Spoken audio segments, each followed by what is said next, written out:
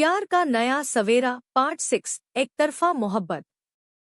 आज ऋतु के घर से आने के बाद रात को जब औरकों के कमरे में तीनों दोस्त बैठकर बातें कर रहे थे, समुंदर का मन ऋतु के इस बदलाव के बारे में सोचकर थोड़ा विचलित हो रहा था। ऐसा क्या तूफान आ सकता है कि एक इंसान इतना बेजान हो जाए? कुछ टाइम बाद हाथ में ड्रिंक का ग्लास लिए समुंदर भी बातचीत में शामिल हो गया। अचानक औरकों ने रोहित पर पीठ पर मुक्का मारकर कहा, फिर बता, नर्सरी से साथ पढ़े, कॉलेज में आते ही तू कहाँ गायब हो गया? तेरा तो कहीं पता ही नहीं चलता। ग्लास रखते हुए समुंदर ने कहा, एड्रेस बदल सकता है, मान लिया, पर इंसान संबंध भी तोड़ लेता है क्या? दीवार की तरफ देखकर रोहित बोला, मेरा बात छोड़ो, जो मेरे साथ हुआ वो मैं क्या कहूँ। पापा का बीमारी, जल्दबाजी में शादी, मेरी पत्नी का एक्सीडेंट और उसका चले जाना। 1 महीने के अंदर पापा भी मुझे छोड़कर चले गए और मैं अकेला पड़ गया। कुछ पल के लिए सब खामोश हो गए। फिर रोहित बोला, इतना सब कुछ एक साथ हुआ तो खुद को ठीक नहीं रख पाए। सबसे दूर जाकर खुद को ठीक होने का टाइम दे रहा था। जाने दो, तुम बोलो समुंदर, तुम्हारा और अर्णवी का कहानी, कैसे हो तुम दोनों? और को समझ गया कि अब समुंदर गुस्से में आ सकता है, इसलिए वो टॉपिक बदलने ही वाला था कि समुंदर बोल पड़ा, मैंने अर्णवी को अपना बनाना चाहा था, शायद मैं गलत था, लेकिन उसे छोड़ना नहीं चाहता था। जिंदगी के असल मतलब खोकर वो गलत राह पर चल पड़ी थी और मैं उसे संभालना चाहता था, लेकिन तभी उसने मुझे बहुत चोट पहुंचाई। इधर पापा का तबीयत खराब था और उधर वो मुझे छोड़कर चली गई। मैंने उसके पैर तक पकड़ लिए, मेरा दिमाग ठीक नहीं था। पहली बार पापा को इतना कष्ट में देखा था।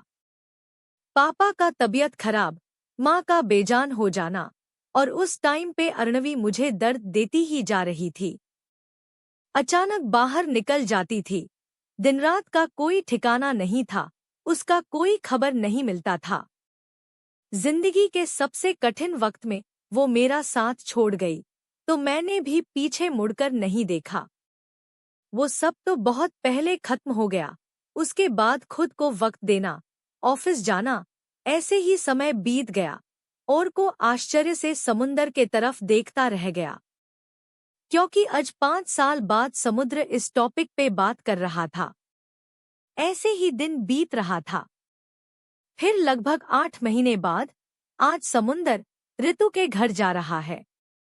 दोनों घरों में शादी की तैयारियां शुरू हो चुकी हैं। सबने खुशी खुशी समुंदर का शादी का प्रस्ताव मान लिया था। कुछ महीने पहले की बात याद करके समुंदर को हंसी आ गई, जब ऋतु पूरी तरह से हॉस्टल छोड़कर चली गई थी और उसे न देखकर समुंदर का हालत खराब हो गया था।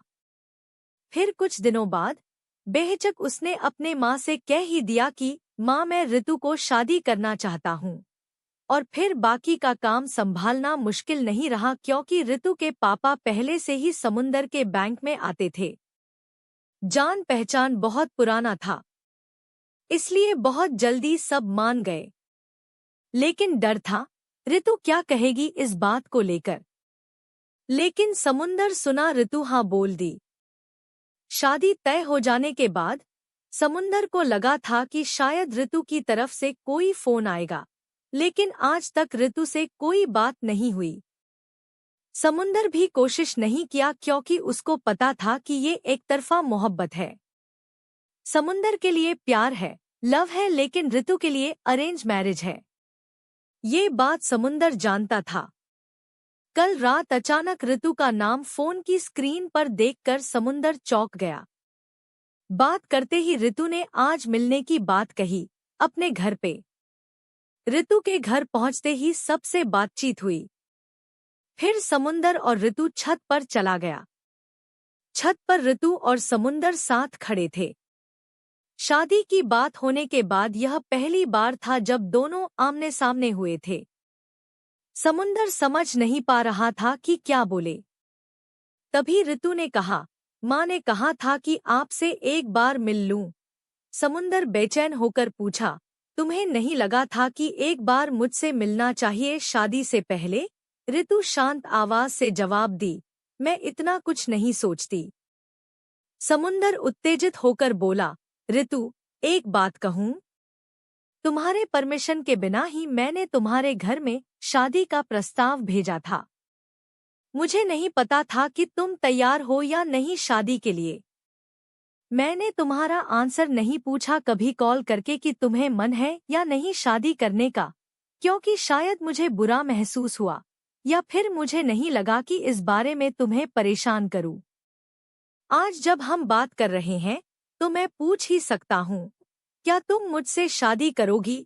आसमान की तरफ देखते हुए ऋतु ने बोलना शुरू किया, पापा कहते हैं कि कहीं ना कहीं जाकर इंसान को रुकना चाहिए। मेरी जिंदगी बहुत बिखरी हुई है, मेरा कुछ ठीक नहीं है, मैं बिना मतलब का जिंदगी जी रही हूँ। घरवाले बोल रहे हैं, मेरा ऐसा जिंदगी ठीक करने के लिए मतलब सेटल करने के लिए मेरे को आपसे शादी कर लेना चाहिए।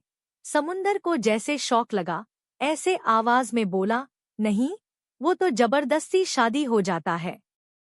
जहाँ तुम्हारा मन नहीं है वहाँ वो काम करना सही नहीं है, कम से कम मैं ऐसा मानता हूँ। तुम अगर सच में ठीक नहीं हो और इस रिश्ते के लिए सोचे भी नहीं हो तब मैं कहूँगा कि तुम्हारा मन नहीं है तो तुम शादी मत करो।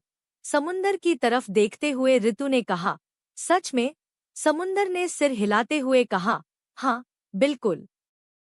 तुम्हारे और मेरे बीच की पहचान कुछ दिनों की नहीं है, बल्कि कई सालों की है। एक दिन सुबह सुबह उठकर मैंने पहली बार तुम्हारा चेहरा देखा था और आज तक वो चेहरा नहीं भूल पाया हूँ। आंखें बंद करते ही मैं तुम्हें देखता हूँ। तुम्हारे प्यार की वजह से मैंने इतने दिनों तक इंतजार किया। मैंने देखा है कि जब लोगों को प्यार होता है तो वो लोग फोन पर बात करते हैं, मिलते हैं, पर मेरे लिए तो वो भी नहीं था। जब मेरा मन दुखी होता तो मैं तुमसे फोन पर भी बात नहीं कर सकता था, बस तुम्हें देखता था, कितनी बातें कहने का मन होता था। लेकिन नहीं, क्योंकि मैं जानता था ये एक तरफा प्यार है। अगर मैं चाहता तो बात कर सकता था, पर मैं जबरदस्ती नहीं करना चाहता था। और आज अगर तुम कहो कि तुम शादी करने के लिए तैयार नहीं हो तो मैं तुम्हें जरा भी मजबूर नहीं करूंगा। मैं और इंतजार करूंगा और कई साल तक इंतजार करूंगा। कभी ना कभी ये एक तरफा मोहब्बत बदल के दोनों तरफ से होगा। और अगर कभी नहीं हुआ तो मैं सारी जिंदगी इंतजार करता रहूंगा, लेकिन तुम्हें छोड़ नहीं पाऊंगा। समुंदर की बातें सुनकर और उसे देखते हुए ऋतु जोर से हंस पड़ी। कहानी जारी रहेगा अगले पार्ट में। Thank you for watching Nixu clips. Please subscribe this channel and stay tuned for further video.